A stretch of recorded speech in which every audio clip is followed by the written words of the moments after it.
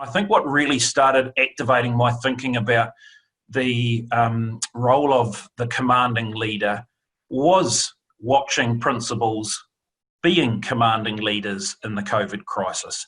And I think it's blatantly clear, it's certainly recognised here in Wellington in the ministry and in government, that principals took a really worrying international medical crisis of a scale that we have not seen in our lifetimes and stood up in their school communities, stood up encouraging teachers back into school when that was required, stood up on behalf of their communities, organising resources. Yes, I know many of you donned those fluoro vests and snuck into the homes of your whānau to deliver little devices and goodies and food. And yes, I know that principals did that because that's what principals do in this country. And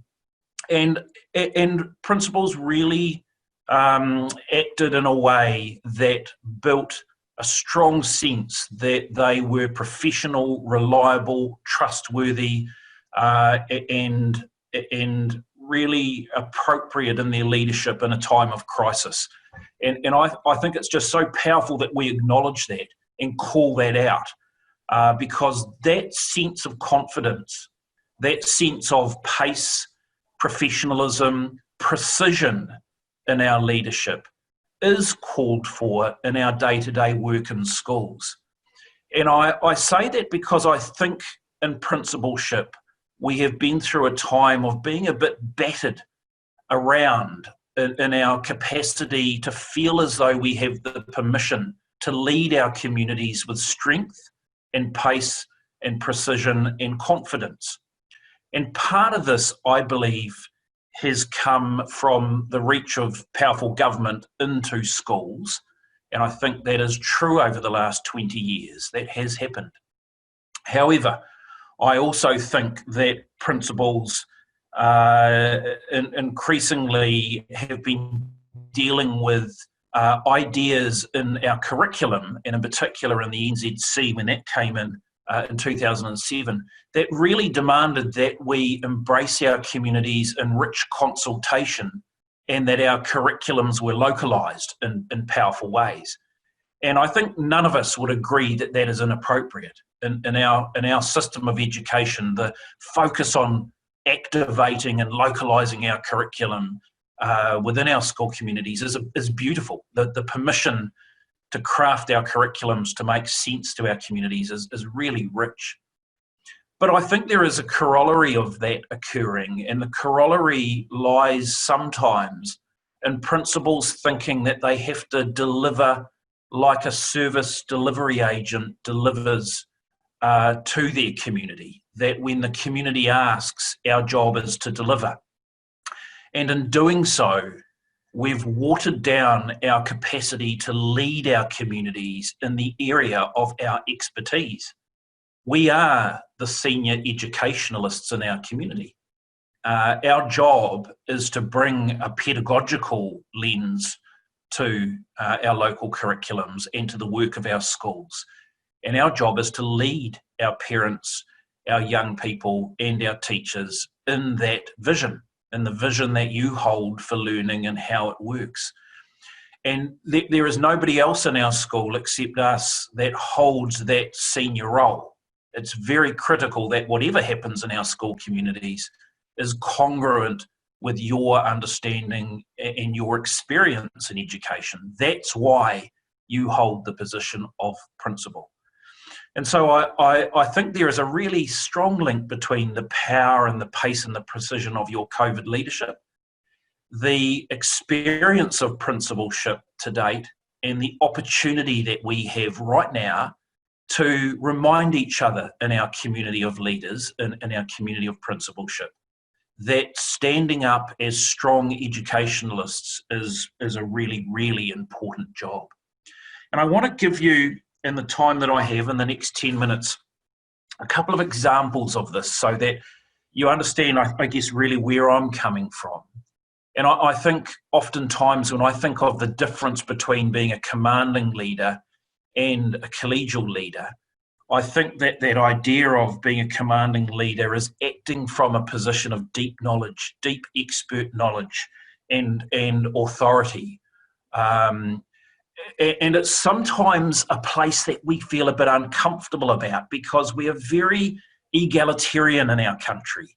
We shy away from saying we have expertise and putting ourselves up there as a person, as an important person in our communities that guides the vision of our school in a powerful way. When I arrived at Island Bay School many years ago in 2005, I arrived to a very traditional school community.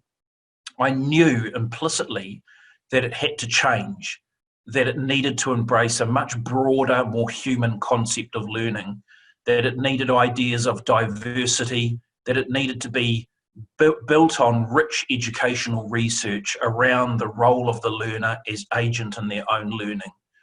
These were ideas that I hold in my own vision of education, my own sense of what I believe about learning. I knew these things were important. One of the things I wanted to do was I wanted to exercise commanding leadership. I didn't want to wait 5 years, 6 years, 7 years, trying to grow a way of changing that vision of the school. I wanted it to happen quickly. And I wanted it to happen quickly because young people needed that change and they didn't need to wait for it. However, I think there are often times when you act in a commanding way that is direct and it has pace. And there are often times that you act in a commanding way that is much more hidden and perhaps more intelligent in how you deploy your commanding leadership. So I want to give you two examples. The first is the example at Island Bay when it was much more hidden, this commanding leadership. As I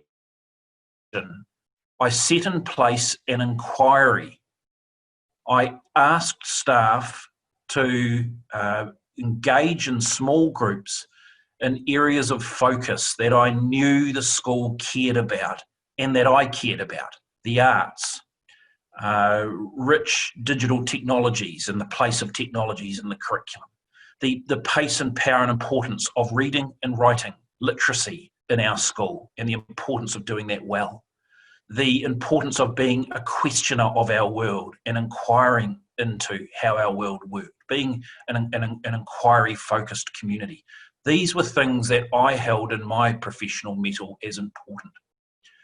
I asked teachers to opt into a group that focused into the inquiry of best practice in those areas.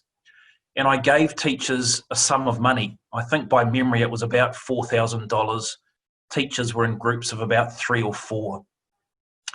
Teachers had to do 4 things. They had to read the research. They had to be mentored by an expert, to find an expert in the educational community that could mentor their growing ideas about what this area of our school could look like.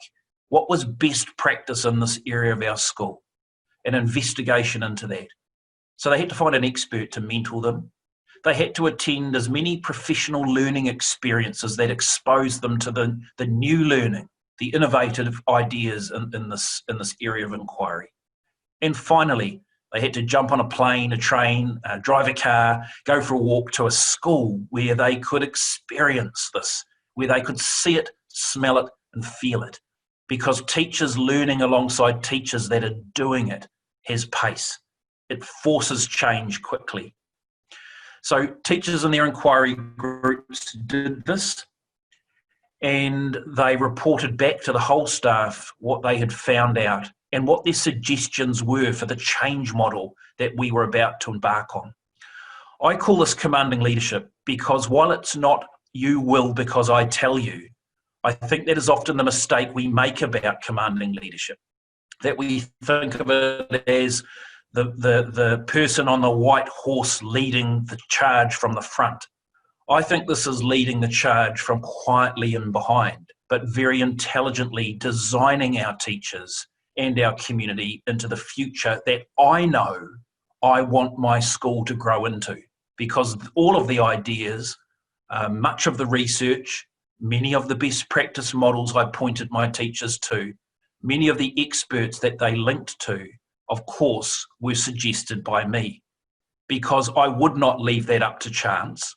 It is critical that they were connected to the latest, most powerful ideas and people that were connected to the vision that I hold in collaboration with the ideas that the community wanted to see grown in the school.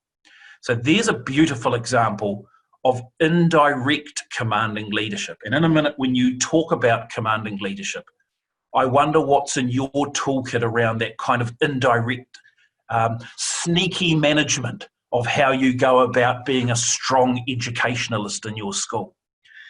Finally, yes, there are examples of being very direct in terms of how I want to see the change in my school community. And I think probably a good example of that was when I arrived at Hastings Intermediate and I arrived to a semi-specialist model of curriculum. So the previous principal had divided the school into teachers that taught English and social studies and teachers that taught maths and science. Now, I'm not making a value judgment for you in your school, because what you do in your school is your business. What I want to see is a holistic approach to learning, because I care deeply about the connections across contexts and how curriculum can be embedded in those contexts. These are ideas I think that kids love and flourish with, because it's not about the curriculum silo. It's about the project of learning. It's about the question they have that they want to investigate. It's about the inquiry that they want to pursue, or the question that they want answers to, and then how teachers deploy connection to curriculum in a cross-curricular way. So I knew in my own professional vision that I wanted that. I didn't muck around for longer than a day. It's changing, team.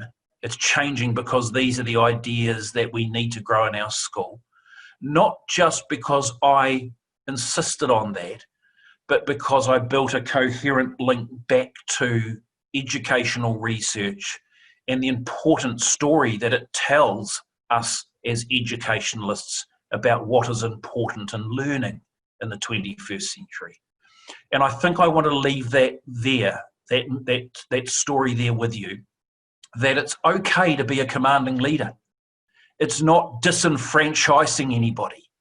It's particularly okay when you can strengthen your call for change with rich connections through to important ideas that are well supported by research.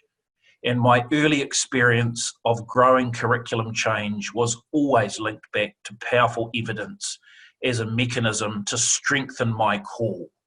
The call for Aero in those days, when they came to see those really cool innovations, changes to curriculum, adventures and risks that we were taking, was always, you're welcome to challenge me, but challenge me on the basis of the evidence you have that might challenge the evidence that I have. And then we've got a really cool conversation to have. And that's what I mean by strong educational commanding leadership. It's there in front of us.